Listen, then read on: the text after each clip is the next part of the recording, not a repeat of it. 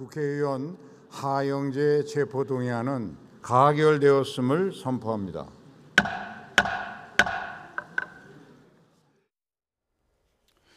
불법 정치자금 의혹으로 수사를 받고 있는 국민의힘 하영재 의원의 체포동의안이 국회를 통과했습니다.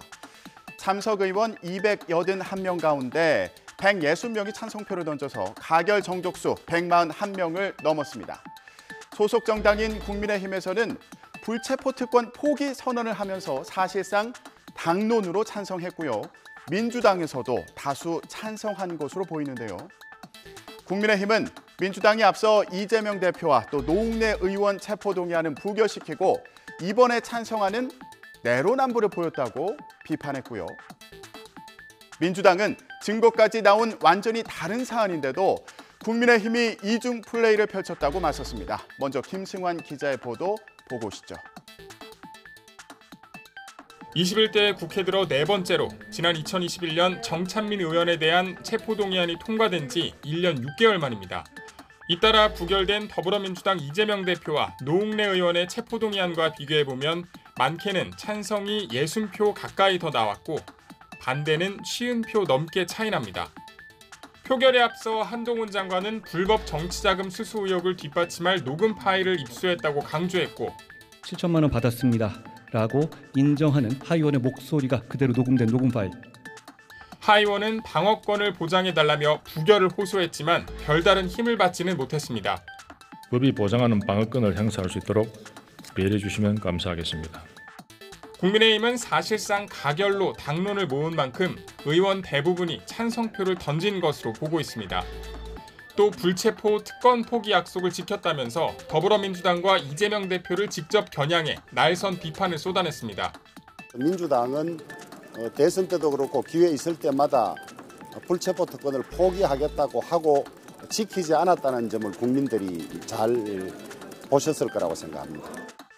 더불어민주당은 이재명 대표 체포동의안이 정치 탄압인 만큼 하 의원과 다르다는 입장이고 국민의힘이 이중 플레이를 하고 있다며 역공을 펼쳤습니다. 이탈표가 다수 발생한 것으로 그렇게 보입니다. 전형적인 국민의힘 의원들의 이런 이중 플레이라고 생각됩니다.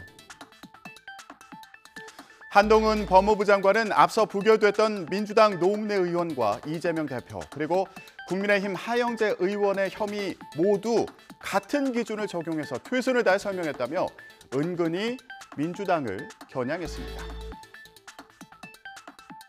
저는 최근 3번의 체포동의안 설명을 똑같은 기준으로 똑같이 했습니다. 결과가 달라진 거는 저한테 물으신 일이 아니라 안에 계신 의원들께 물으실 일 같습니다. 별로 더 드릴 말씀은 없는데. 물론 재판 결과까지 지켜봐야겠지만 당장 민주당 이재명 대표가 난처한 입장에 놓인 건 부인할 수는 없는데요.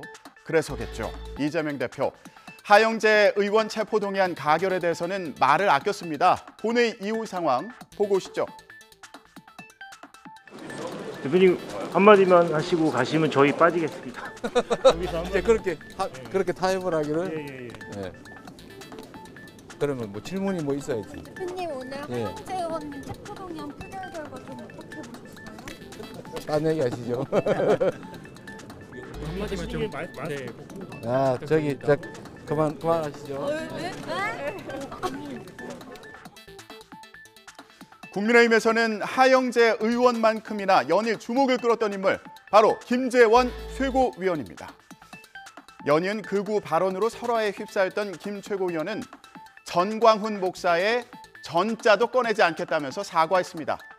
국민의힘 지도부는 당장 윤리위에 회부하기보다는 좀 더 상황을 지켜보겠다 이런 결론을 내렸는데요. 국민의힘 회의 후의 상황을 보고 오시죠. 전광훈 목사가 우파 진영 천하 통일을 한 건가요? 앞으로 전자도 꺼내지 않겠습니다. 전광훈 목사에 대해서 약간 극우 인사다, 극우 성향 인사다라는 비판이 많은데 정치적 동반자로 보시는지 어떻게 평가하십니까? 저는 앞으로 전광훈 목사님에 대해서는 이야기하지 않겠습니다. 그동안 발언의 취지가 그렇게 국민 정서에 적합하지 않은 것들이 분명히 있었다는 점에 대해서는 저는 공감을 하고 있고요. 앞으로 그런 언행이 더 이상 반복되지 않도록 유심히 지켜볼 것입니다.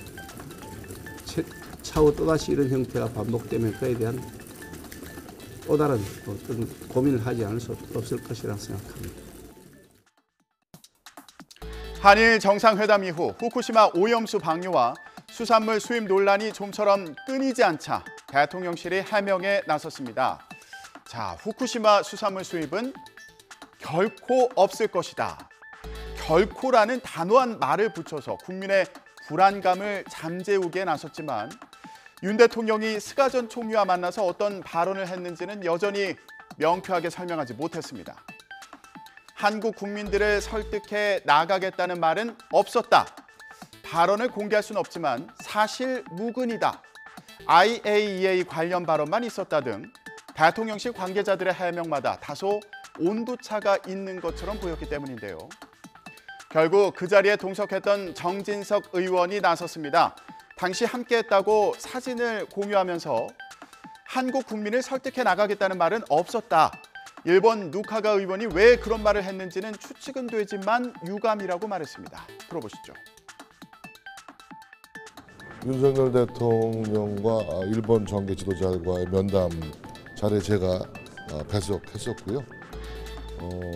제가 뭐 버릇처럼 습관처럼 다 기록을 해놨지요. 윤 대통령이 한국 국민들을 설득해 나가기로 했다라는 워딩은 전혀 찾아볼 수가 없었고요. 오히려 그 문제는 우리 국민들이 굉장히 큰 걱정을 하는 문제고 우리 국민들의 건강과 안전에 관한 문제이기 때문에 그 국제원자력기구의 산하에서 정확한 진상을 규명을 해서 국민들에게 알리는 것이 필요하다. 그러기 위해서는 오히려 객관적인 대한민국의 전문가를 너희들이 당신들이 초청을 해가지고 실제로 참여시켜서 들여다보게 하는 것이 더 효과적일 것이다 라는 대안까지 제시를 했죠. 하지만 민주당은 여전히 석연치 않은 구석이 많다면서 진상을 낱낱이 알리라고 요구했는데요. 자, 저렇게 후쿠시마 수산물 수입에 반대하는 삭발식까지 진행했습니다. 조은지 기자 리포트 보고 오시죠. 방사능 박사 웬 말이냐? 후쿠시마 수산물 수입 절대 반대한다! 윤석열 정권의 굴욕적 저자세와 퍼주기 외교로 일본 요구가 점점 커지고 있다면서 국민의 이름으로 전면전을 선포하라고 요구했습니다. 굴욕 외교의 진상을 낱낱이 국민에게 알리고 국민에게 그리고 역사에 사과하십시오. 한일 정상회담에 대한 부정평가는 60%로 긍정의 2배에 육박하고 윤 대통령의 지지율은 하향 곡선이 뚜렷합니다. 여당인 국민의힘으로서는 불안할 수밖에 없는 상황인데 2분기 전기 가스요금 인상이라는 악재도 눈앞에 놓여 있습니다. 당정은 오늘 전기 가스요금 인상안을 논의하는데요. 요금 인상이 불가피하다는데 공감대는 이뤘지만 인상폭을 어느 정도로 해야 할지 솔로몬의 지혜를 찾겠다고 선언한 여당의 고심은 클 것으로 보입니다. 지금까지 전국 브리핑이었습니다.